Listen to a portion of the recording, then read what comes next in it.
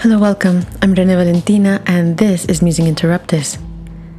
Listen to Musing Interruptus if you like stories and learning idiomatic phrases in different contexts.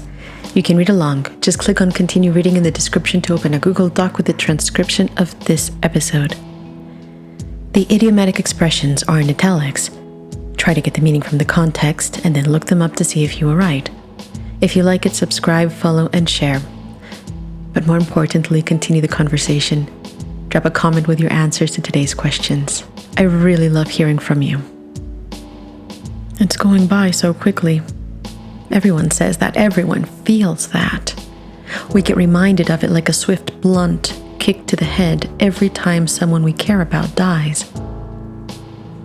How many times in my life have I had to say to myself, it's over. A relationship, a person's place in my life, a person's life. It's normal and natural.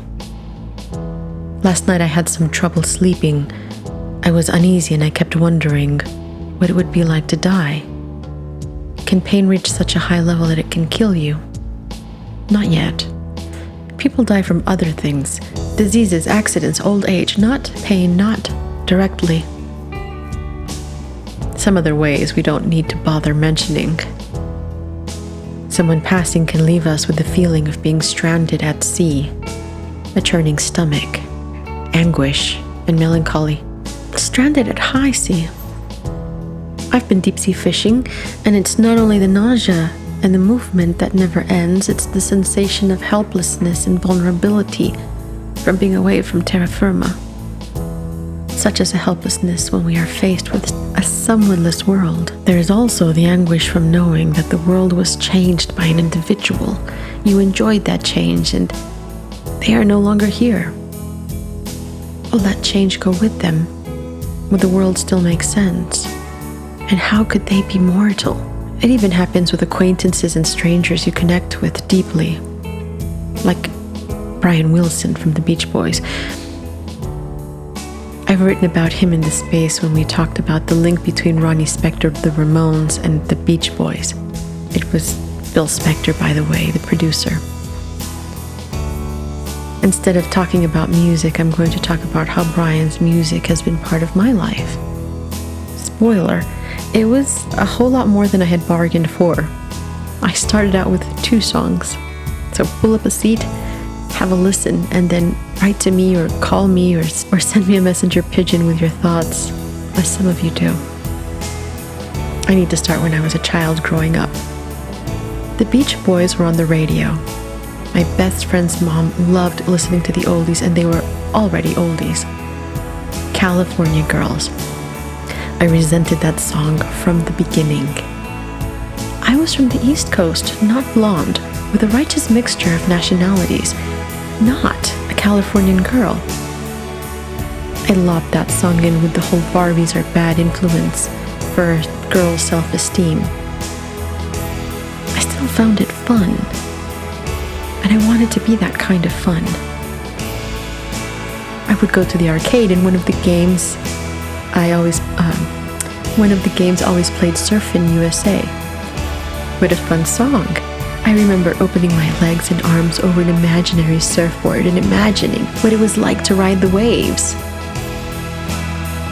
This is one of those songs that got me hooked on music and playing.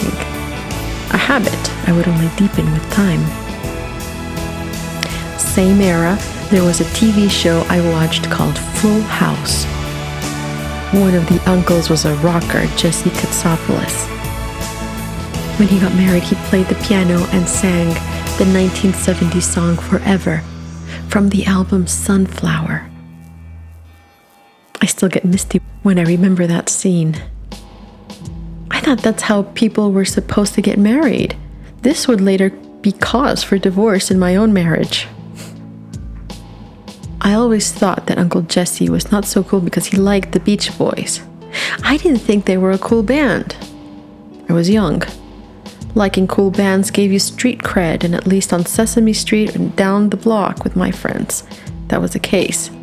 And for the record, I thought the New Kids on the Block were cool. The Beach Boys were like my friend's mom, Debbie, who, full disclosure, I loved talking to. Little did I know she liked cool music. And I never heard her play the New Kids on the Block in the car. Not once. Speaking of cars, my sister and I were singers. We sang up a storm in the back seat of the car, especially on long car rides.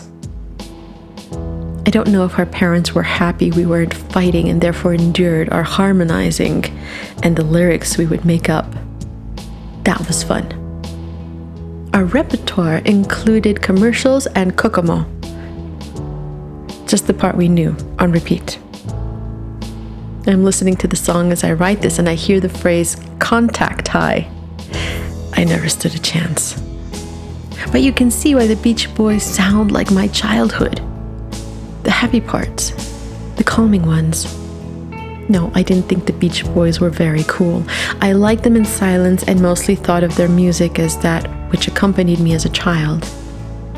It wasn't until I watched Vanilla Sky and enjoyed that epic scene where Tom Cruise is yelling out tech support and running around like a chicken without his head, losing his shit to the music. Good vibrations. The director, Cameron Crowe, did a great job remaking Alejandro Amenábar's Abre los Ojos. I heard him describe it as its cousin, and that makes a lot of sense to me. What I found thrilling was the contrast between the music and the situation. A song that I had identified as fun, carefree, psychedelic, and light. A counterintuitive selection, perfectly orchestrated to lose your mind. Then I remember watching 50 First Dates and thinking that this song, Wouldn't It Be Nice, fits so perfectly in situations in which you want to move to the next level. But it's just not time. I played that a couple of times in my 20s.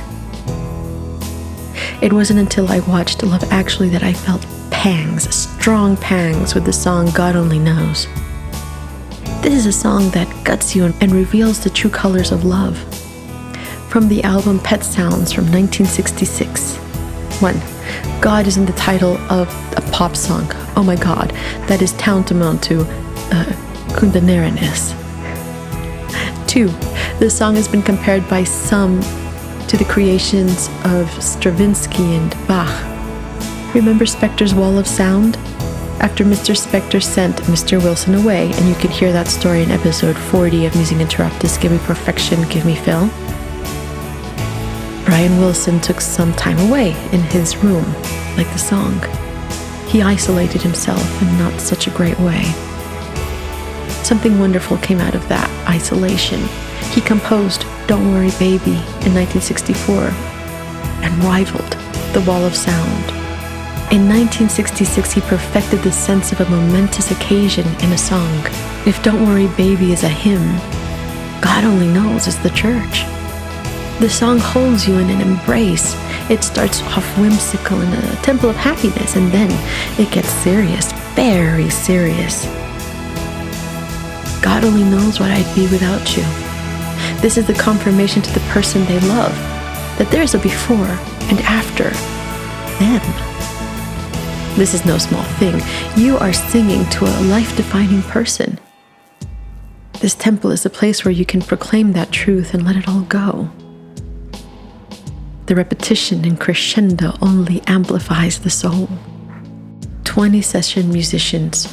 One of Carl Wilson's best vocal performances, Brian Wilson producing to near perfection, and yes, one of the 500 songs that shaped rock. That goes to show that sometimes a no is a blessing in disguise. Charly Garcia and Pedro Aznar in Tango 4, 1991, sing it beautifully in Spanish. Bellísima. Solo Dios sabe. A slight change in the lyrics, slight, still beautiful. The Argentine cousin who sounds an awful like Charly Garcia. The Ramones covered Do You Wanna Dance? And it's one of those rare occasions in which I enjoy a cover more than the original. I got over needing to listen to cool music. I got over needing to be cool. And Brian Wilson's songs have been part of the whole shebang I call my life. Brian Wilson made beauty and provided the soundtrack to a great many movies and life. We also have the reminder to keep an eye out for the people in our lives, to make space for their creativity and to care for them when their emotional and mental health need it. Thank you, Mr. Wilson. And thank you for listening. The background music is by Moby Gratis. The mix and master were done by Chuy Dario, my sound charolastra. If you would like to show your support, there is a PayPal link in the description of the podcast. And here are the questions. Which are your favorite movies and scenes with Beach Boy songs? Which songs are on your life soundtrack? Do you want to dance? I'm listening.